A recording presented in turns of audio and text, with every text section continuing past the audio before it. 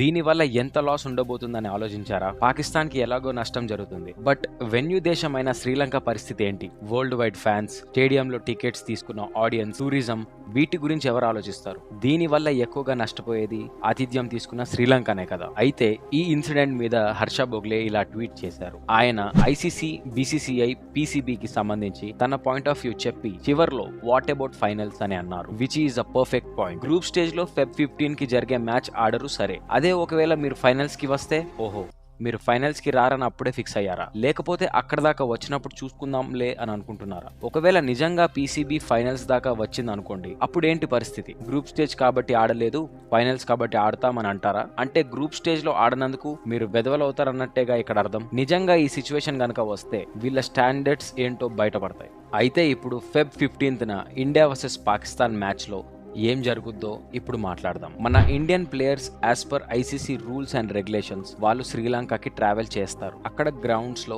Practice session లో participate చేస్తారు. అలాగే టాస్ జరపడానికి గ్రౌండ్ లోకి కూడా వస్తారు. అయితే అక్కడ అవతల టీం కెప్టెన్ టాస్ కి అబ్సెంట్ గా ఉన్న కారణాన, అలాగే టీం అటెండెన్స్ గ్రౌండ్ లో లేని కారణాన ఆ మ్యాచ్ కి సంబంధించిన రెఫరీ అండ్ ఫోర్త్ ఎంపైర్ మరియు టీం డిస్కస్ చేసి గేమ్ కి పీసీబీ పార్టిసిపేట్ చేయనందున 2 పాయింట్స్ ఇండియా ఖాతాలోకి వేస్తారు. సో ఇలా ఆ గేమ్ ఇండియన్ టీం ఆడకుండానే గెలిచినట్టు అవుతుంది. అయితే ఈ గేమ్ ఆడకుండా స్కిప్ చేసినందుకు టోర్నమెంట్ లో పీసీబీకి ఏం నష్టం జరుగుతుందో తెలుసుకుందాం. బేసికలీ పాకిస్తాన్ ఉన్నది గ్రూప్ 1 లో. సో ఈచ్ గ్రూప్ లో 5 టీమ్స్, వాళ్ళ టీమ్ ని తీసేసి 4 టీమ్స్ లో గెలిస్తే 8 పాయింట్స్ వస్తాయి. కానీ ఇక్కడ ఇండియాతో మ్యాచ్ ఆడకపోతున్న కారణాన వాళ్ళ చేతిలో 3 మ్యాచెస్ ఉంటాయి. అవి గనుక గెలిస్తే 6 పాయింట్స్ వస్తాయి. సో ఎలాగో 2 పాయింట్స్ వదులుకున్నారు కాబట్టి మిగతా 3 matches do or die situation ఉంటుంది. సో పొరపాటున ఆ 3 మ్యాచెస్ లో ఒక్కటి ఓడిపోయినా గ్రూప్ స్టేజ్ లోనే పాకిస్తాన్ ఎలిమినేట్ అవ్వాల్సిన పరిస్థితి వస్తుంది. అండ్ ఒకవేళ పాకిస్తాన్ గనుక ఆ 3 మ్యాచెస్ గెలిస్తే గ్రూప్ స్టేజ్ లో సెకండ్ పొజిషన్ లో ఎండ్ అయ్యే ఛాన్స్ ఉంటుంది.